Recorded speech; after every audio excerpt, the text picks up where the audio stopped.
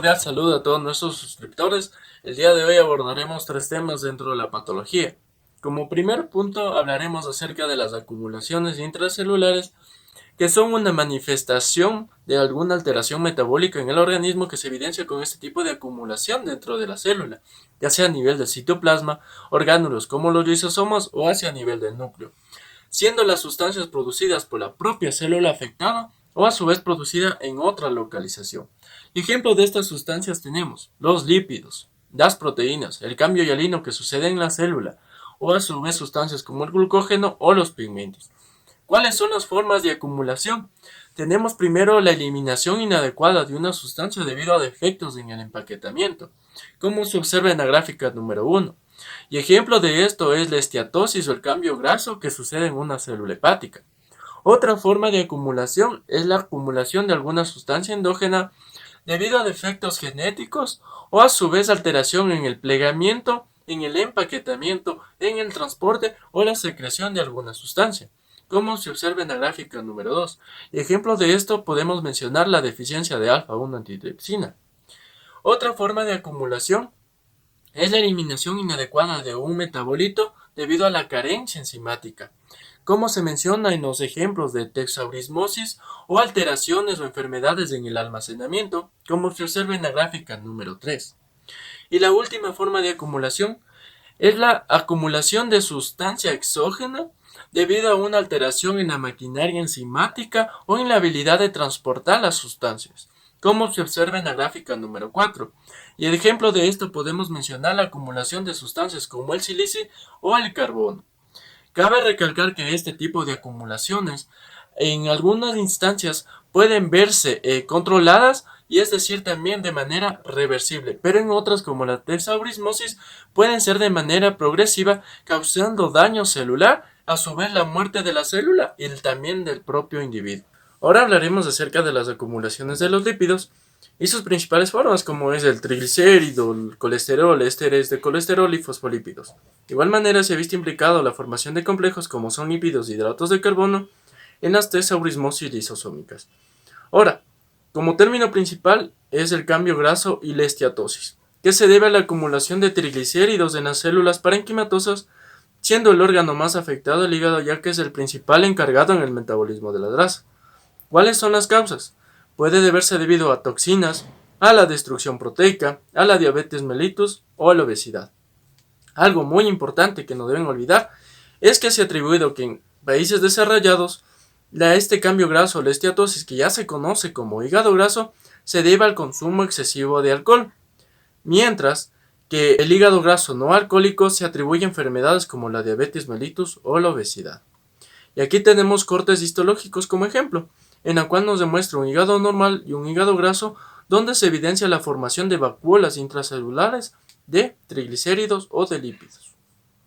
Ahora, tenemos también la acumulación del colesterol y cabe recalcar que el metabolismo de este es totalmente regulado por la mayoría parte de las células, ya que este es utilizado para la formación de membranas celulares. Pero cuando este se acumula de manera excesiva, está implicado dentro de procesos patológicos donde se evidencia la formación de vacuolas intracelulares. ¿Cuáles son estos procesos patológicos en los cuales se evidencia? Tenemos la aterosclerosis o la formación de placas ateromatosas, en la cual las células musculares lisas y los macrófagos de la íntima están llenos de colesterol y por lo cual se lo conocen como células espumosas, haciendo esta placa ateromatosa de característica amarillenta. Cabe recalcar que a menudo estas células espumosas pueden romperse nivelando el colesterol hacia el espacio extracelular, donde este colesterol se puede cristalizar. Otro tipo de proceso patológico implicado son los xantomas, en los cuales las células espumosas tienden a acumularse sobre el tejido subepitelial a nivel de la piel o a nivel de los tendones, formando masas o conocidos como xantoma, y esto se da en enfermedades hiperlipidémicas. Otro proceso patológico de esto es la colesterosis, donde se da por un acúmulo de macrófagos cargados de colesterol en la lámina propia de la vesícula biliar por procesos desconocidos. Y otra forma es la enfermedad de Niemann-Pick tipo C. Es una texaurismosis lisosómica en el cual hay una alteración o defecto enzimático encargado en el transporte del colesterol. en la cual se evidencia por el acúmulo de este a nivel de múltiples órganos. Y aquí se evidencia en la gráfica una colesterolosis donde podemos ver los macrófagos o células espumosas que son cargados de colesterol. Ahora hablaremos acerca de la acumulación de las proteínas a nivel celular. Y tenemos que estas se van a presentar como gotículas redondas de eosinófilas vacuolas o agregados citoplasmáticos. En algunas enfermedades, como la amiloidosis, pueden verse implicado este agregado a nivel de los espacios intracelulares. Ahora mencionaremos algunas de las causas por las cuales se produce la acumulación de las proteínas. Y un claro ejemplo es las proteínas acumuladas a nivel de las células tubulares del túbulo proximal renal. Entonces tenemos que esto se va a dar a nivel de ciertas enfermedades en la cual exista pérdida de proteínas en orina, conocidas como proteinuria, en la cual en el riñón pequeñas cantidades de proteínas que son filtradas por el glomérulo son reabsorbidas por pignocitosis en las células tubulares proximales. Entonces, si hay un aumento en la secreción de proteínas, va a haber un aumento en la reabsorción de las proteínas y donde se va a evidenciar las gotículas hialinas eosinófilas en el citoplasma. Este proceso puede ser reversible una vez que la proteinuria disminuye. En tal caso, las gotículas van a ser metabolizadas y posteriormente a desaparecer. También tenemos la acumulación de proteínas citoplasmáticas. Y tipos de proteínas de estas tenemos microtúbulos, filamentos de actina, filamentos de miosina, filamentos intermedios.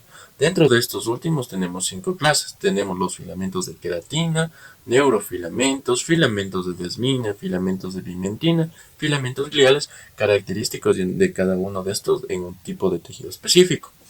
Ahora, para mencionar alteraciones en la cual se produzca la acumulación de estos filamentos, mencionaremos la hialina alcohólica, en la cual la inclusión citoplasmática o eosinófilo se evidencia por la acumulación de filamentos intermedios de queratina en las células hepáticas. Otro tipo en la cual se puede evidenciar esta alteración es en la enfermedad de Alzheimer, donde hay acumulación de neurofilamentos como ovillos neurofibrilares. Y el último tipo de acumulación se da por agregados de proteínas anómalas, donde estas proteínas mal plegadas pueden depositarse en los tejidos, ya sea a nivel extracelular o intracelular o de ambos tipos. Y un claro ejemplo es en la amiloidosis, conocidas estas enfermedades como proteinopatías o enfermedades por agregación de proteínas. Y podemos observar esto en la gráfica microscópica en un tipo de tinción específica como es el rojo Congo, donde se presentan las inclusiones de proteínas características que les da un color rojizo.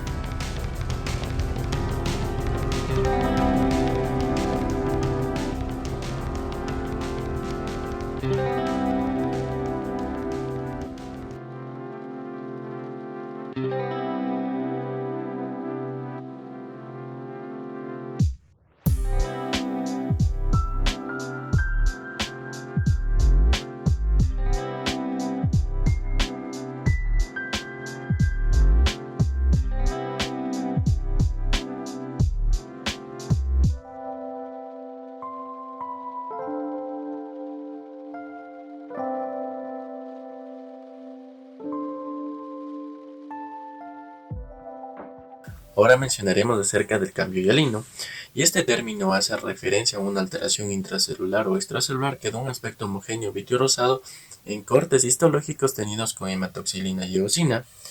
Y tenemos aquí dos ejemplos, ya sea una acumulación intracelular, como se había recalcado en los cuerpos de Russell de las células citoplasmáticos o también en la hialina alcohólica.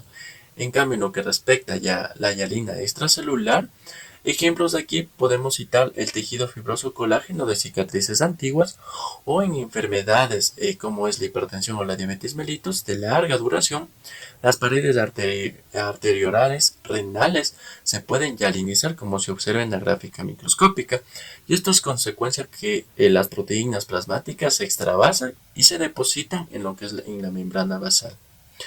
En cambio, en lo que es la acumulación del glucógeno, cabe mencionar que este es utilizado como fuente de energía y almacenado en el citoplasma en las células sanas de manera normal. Pero en enfermedades donde hay alteración en el metabolismo de la glucosa o del propio glucógeno, se va a depositar de manera excesiva a nivel del citoplasma y se observa como vacuolas transparentes. Y una enfermedad aquí clara implicada en esto es la diabetes mellitus, donde se puede haber una alteración en el metabolismo de la glucosa y se puede evidenciar el depósito de esta en la célula del epitelio tubular renal, así de igual manera en los hepatocitos o en las células beta de los islotes pancreáticos. En cambio, en enfermedades donde hay un trastorno genético conocido como enfermedades de almacenamiento del glucógeno o glucogenosis, puede existir un déficit enzimático, haciendo que puede haber alteraciones en la síntesis o en la degradación del glucógeno, haciendo que éste se acumule de manera excesiva.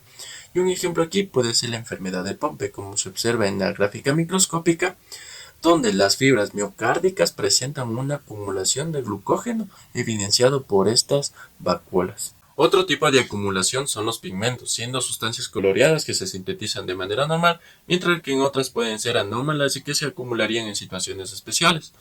Estas sustancias pueden ser exógenas procedentes del exterior o endógenos sintetizados por el propio cuerpo. Ahora, dentro de los pigmentos exógenos, el más común es el carbón, siendo un contaminante ubicuo en áreas urbanas, en la cual el carbón va a ser captado por los macrófagos alveolares, transportado a través de los vasos linfáticos hacia los nódulos linfáticos regionales de la región tráqueo-bronquial.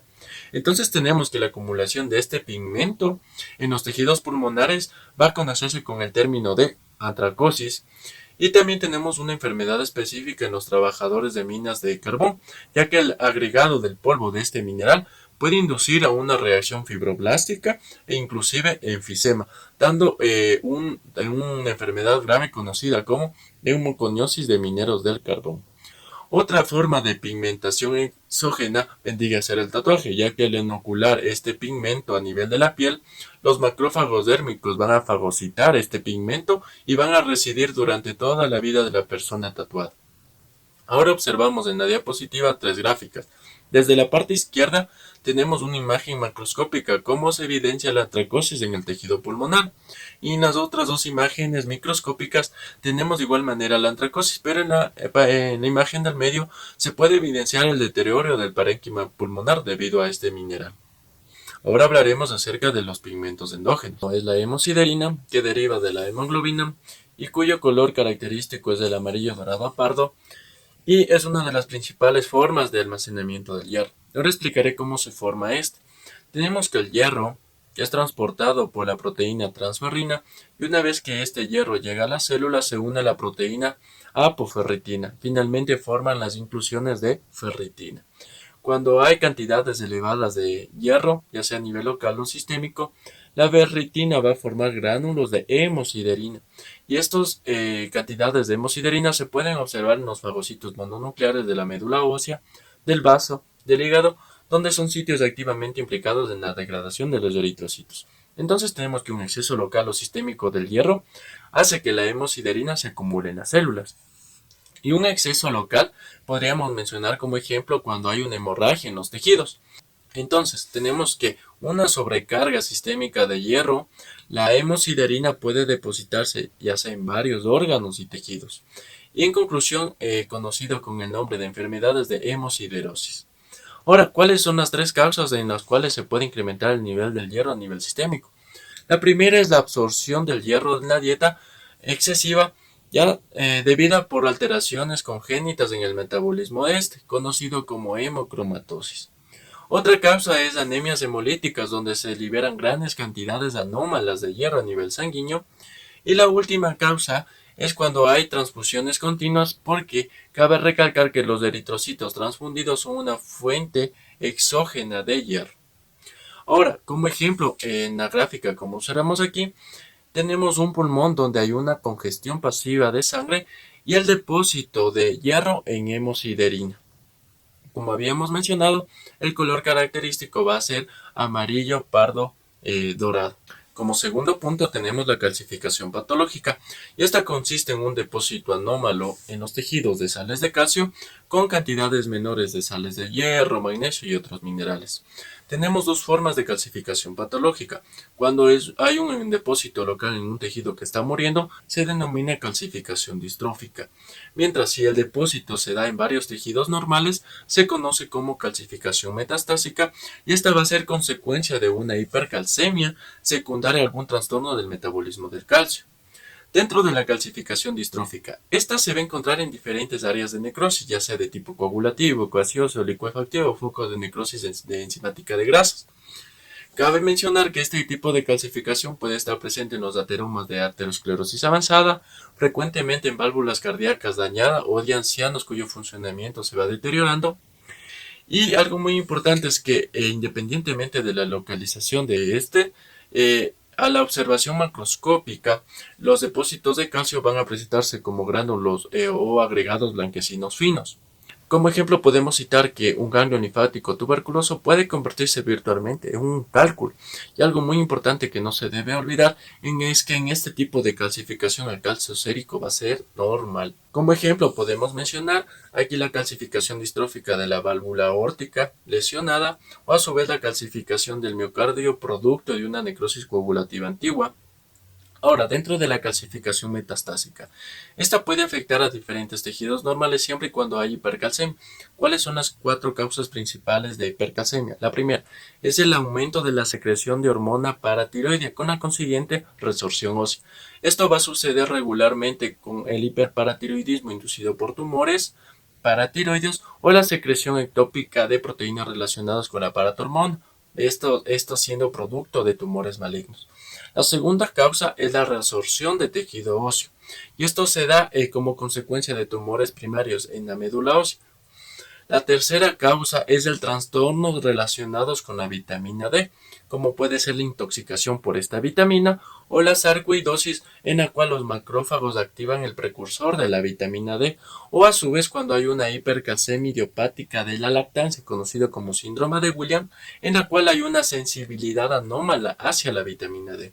Y la cuarta causa es la insuficiencia renal, ya que aquí va a haber una retención de fosfato que va a inducir un hiperparatiroidismo secundario. Como ejemplo se puede citar, como observamos en la gráfica, un depósito masivo de sales de calcio a nivel del riñón conocido como nefrocalcinosis que puede estar conllevando a la lesión renal. El último punto a tratar el día de hoy es el envejecimiento celular y explicaremos ciertos mecanismos para que se den y de igual manera otros mecanismos que contrarresten el envejecimiento. Ahora, en el envejecimiento celular va a estar regulado por genes. Vamos a tener que va a haber un progresivo deterioro en cuanto a la función y la viabilidad de la célula debido a anomalías genéticas o efectos nocivos a nivel celular y molecular por estímulos externos. Uno de los mecanismos es el daño del ADN. ¿Y por qué se da este daño? Pueden ser factores exógenos como exposición a carcinógenos o de igual manera factores endógenos como la exposición a las especies reactivas de oxígeno o de igual manera pueden ser errores esporádicos. Ya, dentro de estos factores van a amenazar la integridad del ADN nuclear y mitocondrial, por lo cual al haber este tipo de daño pueden presentarse mutaciones, como les mencioné. Cabe mencionar que cuando hay un daño del ADN tenemos ciertas enzimas específicas para reparar tal daño, pero estas van a decrecer conforme hay un envejecimiento, por lo cual cuando la célula envejece tenemos más mutaciones. Otro de los mecanismos que se menciona para el envejecimiento es la senescencia celular. ¿Y qué quiere decir senescencia? Es la capacidad limitada de replicación o de igual manera ausencia de división, o que se conoce también como senescencia replicativa. ¿Cuáles son los mecanismos para que se dé este tipo de senescencia? El primero es el desgaste o acortamiento de los telómeros. Otro tipo de mecanismo que se ve alterado es la homeostasis en cuanto a las proteínas. Entonces tenemos que cuando existen proteínas mal plegadas o hay una degradación de estas proteínas mal plegadas, va a conllevar al deterioro de la célula. Y esto se ve evidenciado conforme envejece la célula, existen mecanismos que ya no van a funcionar de la misma manera, por lo cual el mecanismo encargado en degradar estas proteínas va a estar disminuido, o de igual manera las chaperonas que están encargadas de plegar las proteínas de manera normal, también ya no van a cumplir el mismo papel. Y esto se evidencia que la homeostasis se va a ver defectuosa, implicado para el envejecimiento celular. Ahora tenemos otros mecanismos que contrarrestan el envejecimiento celular y uno de estos es la desregulación a la sensibilidad a nutrientes. ¿Y cómo se explica esto? En conclusión, menciona que comer menos aumenta la longevidad gracias a dos circuitos que van a estar regulando el metabolismo. Uno de estos es la vía de transmisión de señales de la insulina y el factor de crecimiento insulínico tipo 1, o en sus siglas IGF-1. ¿Qué hace esta vía de señal? Va a controlar la función en cuanto a la disponibilidad de glucosa, por lo cual va a estar informando si hay disponibilidad de glucosa a las células, y esto va a su vez a favorecer el estado anaeróbico de la célula, favoreciendo el crecimiento y la replicación celular. Y el otro mecanismo dentro de esta, la sensibilidad a nutrientes, son las sirtuinas, que son desacetilasas NAD dependientes. ¿Cuál es su papel dentro de la célula?